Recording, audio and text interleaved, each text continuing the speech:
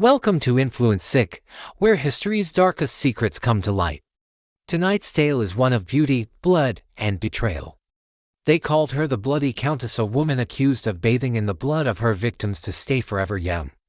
But was Elizabeth Báthory truly a monster, or was she a powerful woman destroyed by jealousy and politics? Let's uncover the truth behind the legend. She was called the Bloody Countess. A noble woman so cruel her name became a symbol of horror and fear. Elizabeth Báthory, the woman accused of bathing in blood to keep her youth eternal. But like every legend, her story hides more than it reveals. Was she a sadistic killer or the victim of a political conspiracy? Let's peel back the layers of this terrifying tale. Elizabeth was born in 1560 in Hungary, into one of the richest and most powerful families in the entire region. She grew up in sprawling castles filled with unimaginable luxury and whispers of dark family secrets, including rumors of witchcraft and strange afflictions that ran in her bloodline. At just 15 years old, she was married to Count Ferenc, a fierce and renowned warrior known as the Black Hero of Hungary. He spent most of his life on the battlefield, fighting off Ottoman invaders. While he was away carving his name into military history, Elizabeth was left in charge. She managed their vast lands, multiple castles, and hundreds of servants with a sharp mind and an iron will. She was respected, and perhaps even feared, for her intelligence, education, and formidable authority, qualities that were unusual for a woman of her time. After her husband's death in 1604, things began to change dramatically. Elizabeth, now a wealthy and independent widow, became the sole ruler of her vast estates. It was then that the darkest rumors started to swirl. Servants at her castle began to disappear without a trace. Villagers living in the shadow of her fortress whispered of horrifying screams echoing from the castle walls in the dead of night. Stories, dark and gruesome, spread like a plague. They claimed the Countess tortured and killed young servant girls, believing their virgin blood held the secret to eternal youth. The most infamous legend, of course, was that she filled entire bathtubs with their blood and soaked in it, performing a grotesque ritual to preserve her famed beauty. It was a story too shocking to ignore, and it soon spread like wildfire across the kingdom. The legend grew darker with every telling. They said she was obsessed with her reflection, keeping mirrors in every room, terrified of the slightest sign of aging.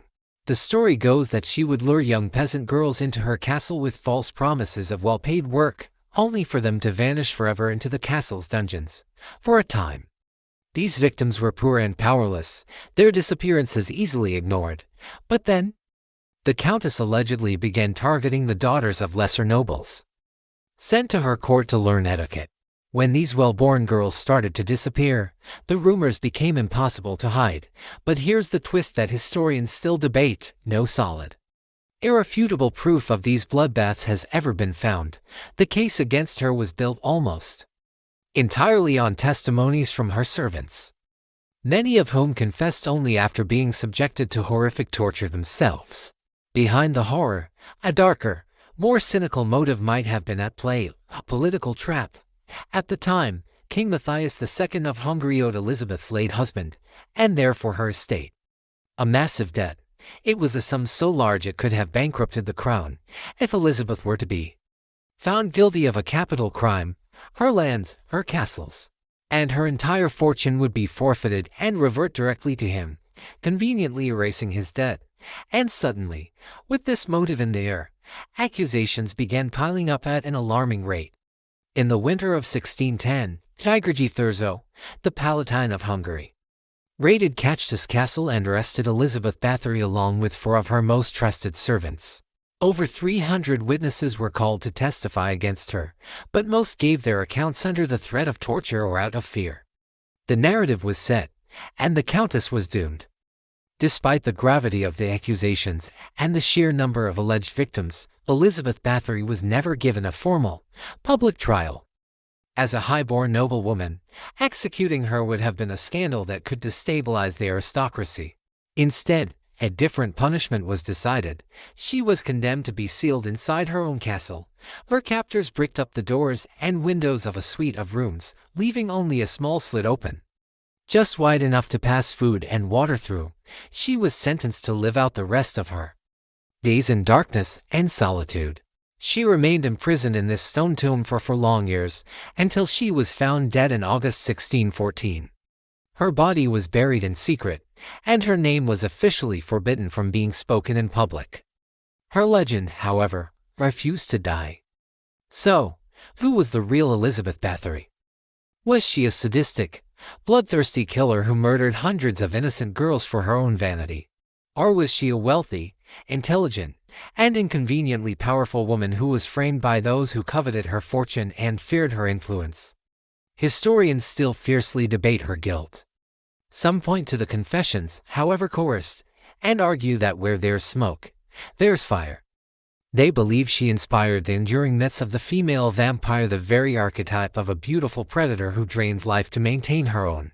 Others argue she was simply a stern, perhaps cruel, mistress whose reputation was twisted into a monstrous caricature to serve a political agenda. She was too powerful for her time, a woman who dared to operate in a man's world, and she had to be destroyed. Whatever the truth may be, her name still echoes through history as one of its darkest and most captivating mysteries. And that was the chilling story of Elizabeth Báthory, the Bloody Countess. A tale of beauty, power, and blood, but also a stark warning about how easily fear and greed can twist the truth into a legend that lasts for centuries. Maybe she was a monster, or maybe she was just another victim of politics and power. What do you believe? Share your thoughts in the comments. I'd love to hear your take on this mystery. If you were captivated by this story, please don't forget to like, subscribe, and turn on the notification bell so you never miss another dark tale from InfluenceSyc. Thanks for watching.